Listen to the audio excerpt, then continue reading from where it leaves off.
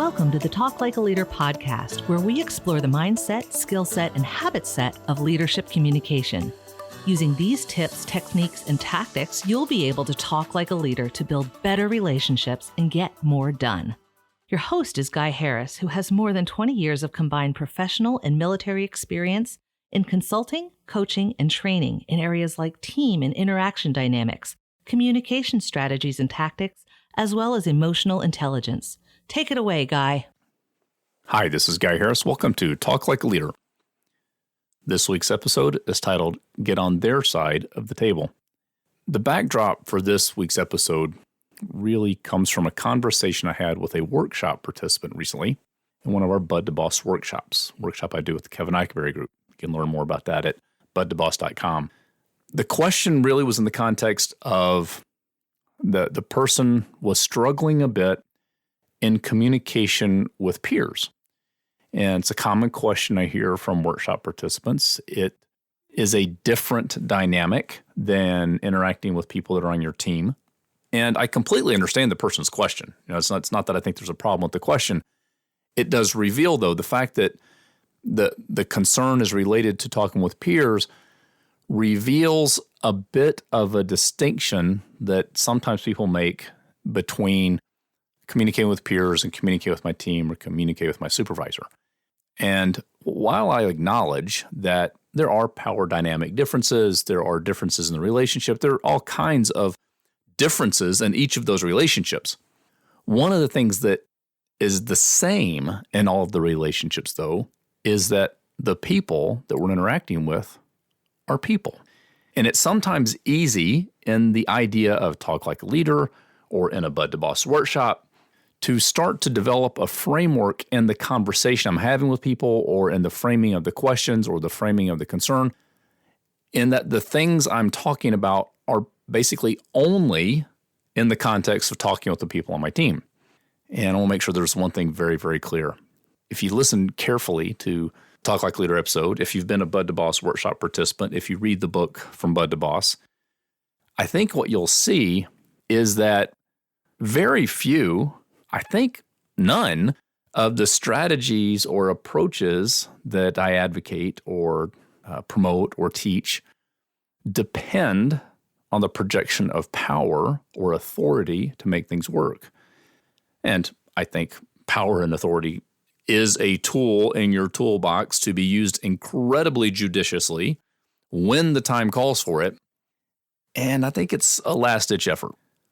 The vast majority, I think all of what I really suggest is that we work with influence strategies, not power and authority strategies.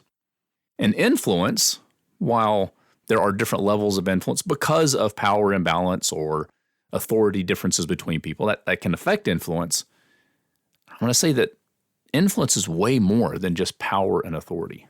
In fact, you can have no power or authority over another person and have a great deal of influence with them. So influence doesn't depend on power and authority. And that's why this conversation matters, this get on their side of the table idea, the context or the title of this week's episode. The situation specifically that we talked about was how to discuss problems or challenges that we're having with peers in a way that helps the peer see a problem that is created by the way they solve an issue with their team. The specific issue happened to be related to equipment maintenance and operation in terms of how other peers were doing things, and the person I was talking with had a belief, at least, and that the way his peers were doing things might actually hurt the equipment rather than improve operations. And he wanted to make sure they understood this. He wanted to do it in a way that was respectful. He wanted to do it in a way that would gain the ear of his peers rather than create a fight. So he asked from a very positive place. I had great thought and perspective behind what he was trying to achieve. He was just legitimately struggling with, how do I share a concern I have with a peer in a way that we solve a problem productively and it doesn't turn into a tit for tat or an argument, that kind of thing. So the conversation I had with him was about that specific situation. And the bigger idea is that what I am about to say and what I told him applies to our conversation with almost everyone. It's get on their side of the table. And I'll give you a picture that a mentor of mine gave me one time, probably at least 20 years ago. I don't remember exactly when I learned this. I do remember it was a while ago, and I've held this picture in my head for a long time, so I'll share it with you. If you will imagine for a moment that an issue that you're trying to address with another person, be they a peer or a member of your team or a supervisor or a family member for that matter, picture the issue or problem that you're trying to discuss, the thing you're trying to coach them on, the thing you're trying to influence them on, the problem you're trying to solve with them. Imagine it as if it were, say, a piece of paper. And then picture, if you will, the idea of having a table between you and the other person, and you put this piece of paper, which represents the issue you're discussing, between you.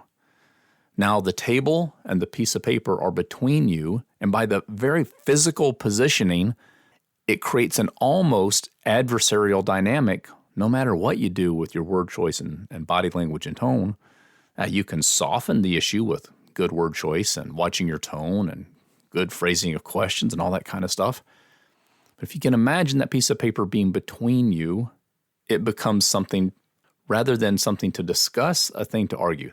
Now imagine, if you will, that you get on the same side of the table with that person, physically on the same side of the table with them, and you put this issue in front of both of you. Now you're both looking at this issue from the same perspective, and it's a thing in front of both of you rather than a thing between you that you're trying to discuss. So here's the idea. Try to get on their side of the table. And from a physical positioning standpoint, if possible, actually getting on the other person's side of the table might help. It might soften the physical messaging that we send to people in terms of how we're trying to approach the problem. And even if you can't control the physical environment, you can control your mental perspective. You can control the way you engage with the other person.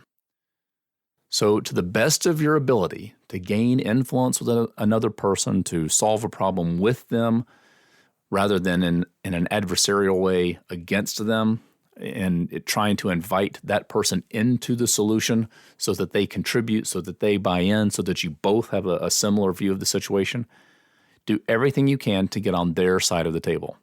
Physically, if possible, definitely mentally. If you can learn how to get on their side of the table, you can talk like a leader.